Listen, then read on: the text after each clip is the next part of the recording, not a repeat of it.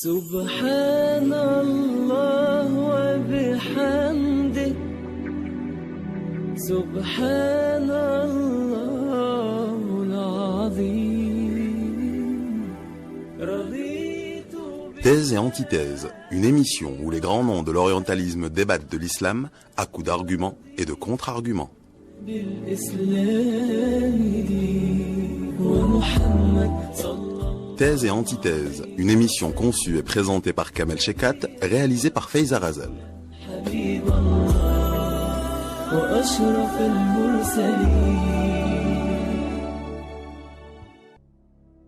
بسم الله الرحمن الرحيم الحمد لله رب العالمين وصلى الله على سيدنا محمد وعلى آله وصحبه والتابعين وبعد السلام عليكم ورحمة الله وبركاته. Hier, nous avons donné quelques exemples qui montrent à quel point la civilisation musulmane a influencé l'Occident et contribué à son développement intellectuel. Cette influence, sachez-le bien, ne s'est pas limitée aux sciences dites profanes, elle s'est étendue aux sciences religieuses. Alfred Guillaume disait que l'Occident était redevable à la langue arabe dans le domaine des études bibliques. Pourquoi cela ?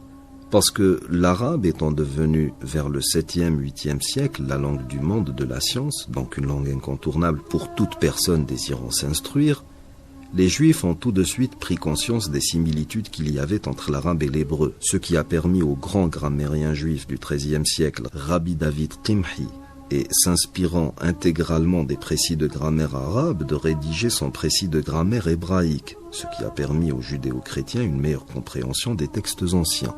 Mais les choses ne s'arrêtent pas là.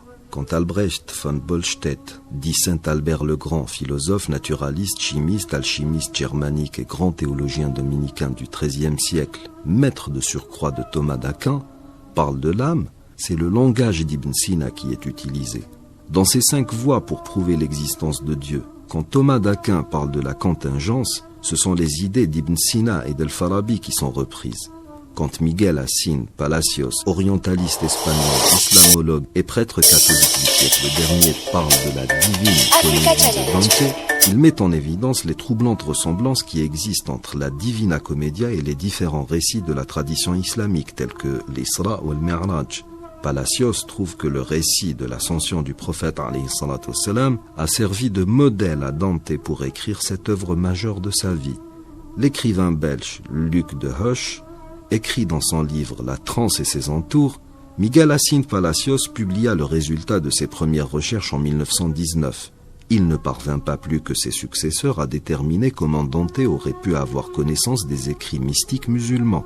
Il fallut attendre 1949 pour que des chercheurs jettent de nouvelles lueurs sur ce problème historique.